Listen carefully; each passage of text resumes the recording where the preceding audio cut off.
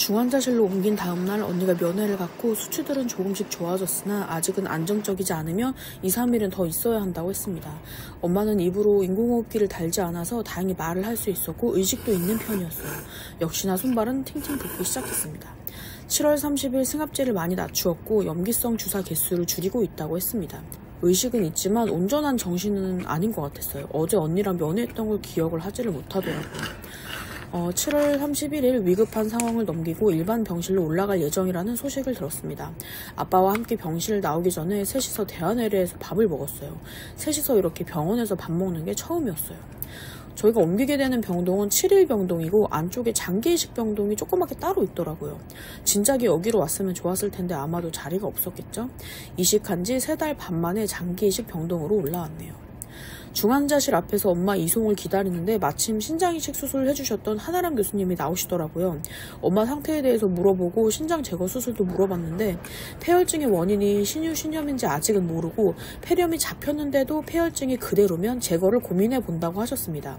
너무 위험하기도 하고 피도 많이 나서 제일 힘들고 하기 싫은 게 다시 떼어내는 수술이라고 하셨어요. 일단은 항생제 쓰면서 지켜보기로 했고 신장은 기능을 못하고 있다는 말을 다시 들었는데 수술해주신 선생님께 제대로 다시 들으니 마음이 좀 더 안 좋고 마침표가 좀 찍어진 느낌이었습니다. 아주 다행스럽게도 3일 만에 중환자실에서 올라왔지만 증상이 크게 좋아진 건 아니었어요. 여전히 혈압은 너무 높았고 숨쉬는 것도 불편했습니다.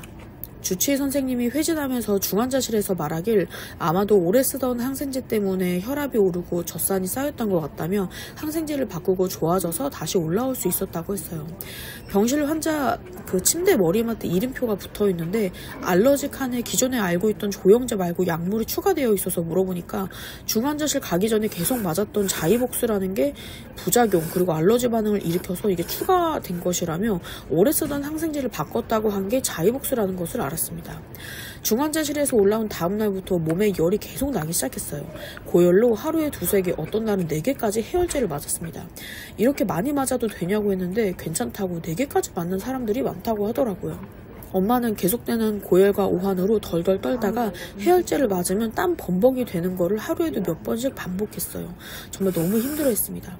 이 와중에 팔에 전맥관 잡아놓은 게 3개의 관 모두가 막혀서 교체하는 시술까지 했어요. 트리젤과 저박사를 하루 3개씩 맞았고 콧줄로 먹는 미음 외에도 하얀 영양제와 노란 영양제도 함께 들어가고 있었어요. 간호사분이 와서 VR이 균이 없어진 거 들었냐고 그러더라고요. 근데 저희는 들은 적이 없었어가지고 참 놀랐어요. 그게 아니어도 이제 CR이랑 CRPA 등의 내성균 외에도 다양한 균들이 엄마 몸에서 자라고 있는데 내성균 중에 하나인 VR이 균은 왜 저희한테 애초에 말을 안 해줬었는지는 모르겠네요. 어쨌거나 없어졌다고 하니까 다행이에요. 24년 8월 2일 폐혈증이 해소되었다는 소식을 드디어 들었습니다. 이번 5개월 차 아직도 퇴원의 길은 보이지 않는 아득한 나날이 흘러갑니다.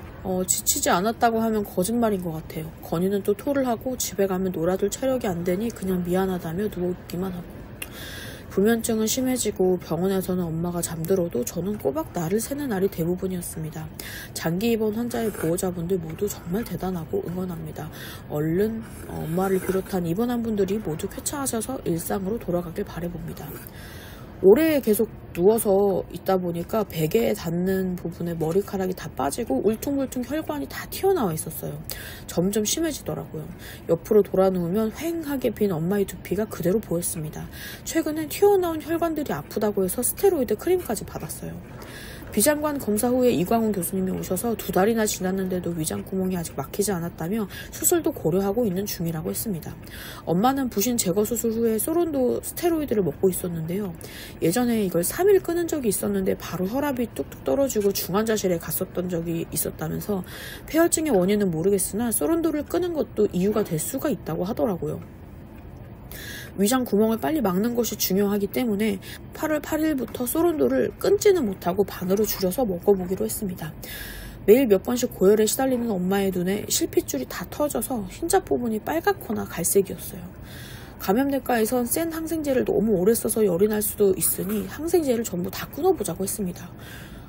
걱정이 돼서 그래도 되냐고 물어봤는데 괜찮다고 하더라고요. 걱정이 됐지만 병원에서 시키는 대로 해야지 방법이 없었습니다. 8월 9일 밤부터 주사 항생제에 맞던 거를 전부 다 끊었어요. 큰 변화 없이 하루 3번은 열이 나서 해열 진통제를 맞았습니다. 주치 선생님한테 이렇게 이식 수술할 때 비장 제거를 하고 또 위장 구멍까지 생기고 오랫동안 퇴원을 못하고 등등 이런 일들이 지금 흔한 일이냐 이렇게 좀 물어봤는데 흔한 일은 아니지만 뭐 충분히 생길 수 있는 일이라고 하더라고요. 너무 답답해서 물어봤거든요. 병실 안에 에어컨이 있는데 바람 나오는 쪽에 보니까 곰팡이가 엄청 많이 있는 거예요. 그거를 보고는 괜히 이제 엄마가 어쨌든 이식한 환자니까 엄마한테 영향이 있을 것 같아서 청소 문의를 드렸고 다음날 저희가 문의한 것 때문에 그런지 병동 전체에 에어컨 청소랑 그 천정에 있는 공조기 첨부까지 다 하더라고요.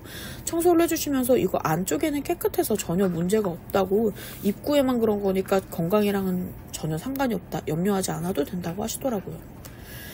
엄마는 열이 나는 것만 빼면 컨디션이 매우 좋은 편이었어요. 재활할 때 아무도 안 잡아준 상태에서 허리를 펴고 처음으로 오래 버텼습니다. 복대를 하고 운동하는 거는 어떠냐고 물어봤는데 자기 본인의 힘을 덜 쓰게 되니까 비추라고 하시더라고요. 이제 비장관에서 나오는 것이 거의 없어져서 안쪽에 꼬불꼬불한 관을 일자관으로 바꾸고 몇 cm씩 빼면서 구멍 협착을 기다려보기로 했어요. 시술 후에 달고 있던 팩은 빼고 관만 묶어서 몸에 붙이고 있었습니다. 열이 나는 거는 항생제를 오래 써서 균 독소 때문일 수도 있다고 했고 소변검사에서도 균이 나와서 다른 항생제가 또 추가될 수도 있다고 했습니다. 이광훈 교수님이 회진을 와서 예전에 말했던 이식신장의 신유물이 열이 날 수 있어 신장내과랑 상의 중이라고 했고 저희는 또다시 겁이 나기 시작했어요. 엄마는 수술도 중환자실도 너무 힘들어서 다시는 하고 싶지도 가고 싶지도 않다고 했습니다. 5개월 동안 병원에 있으면서 중환자실을 왔다 갔다 하니까 그럴만도 했어요. 최근에는 혈압이 낮아지면서 힘들고 어지럽고 손도 덜덜 떨리는 증상이 있었는데요. 신경과 선생님이 손떨림과 손인지 등 이런 거를 체크한 후에 그렇게 심하진 않고 수술 전후에 먹는 약들에 손떨림을 좀 유발하는 약들이 있다고 그러더라고요. 그리고 이제 원래 먹던 뉴론틴은 굳이 더 먹지 말라고 다른 진통제를 상의해 본다고 하셨습니다. 너무 친절하게 잘 설명해 주시더라고요. 만약에 엄청 떨리는 증상이 보이면 바로 영상으로 찍어 놓으라고 하셨습니다. 이 소론도 약이 힐링을 좀 더디게 만들지만 아무리 생각해도 소론도를 줄이면 엄마가 더 힘들어하는 것 같아서 주치 선생님한테 계속해서 이거를 말씀드렸고 피검사로 수치를 확인한 후에 소론도를 그냥 늘려서 먹게 되었어요. 위장구멍을 맞는 것도 급하긴 하지만 당장은 울면서 힘들다고 막 안 좋은 이야기를 하는 약해진 엄마를 보니까 당장 그냥 컨디션을 올리는 게 훨씬 중요하다고 생각이 들더라고요. 반알로 줄였던 소론도를 2알로 늘리고부터 바로 열이 나는 게 뚝 멈췄고요. 대신에 열이 났던 횟수만큼 더워하면서 땀이 쏟아지는 증상이 생겼습니다. 컨디션은 매우 눈에 띄게 좋아졌어요. 역시나 소론도의 영향이 컸던 것 같아요. 그리고 소변량이 많이 늘고 몸무게가 무섭게 빠지기 시작했습니다. 하루에 400에서 500g 그 이상이 빠진 날도 있었어요.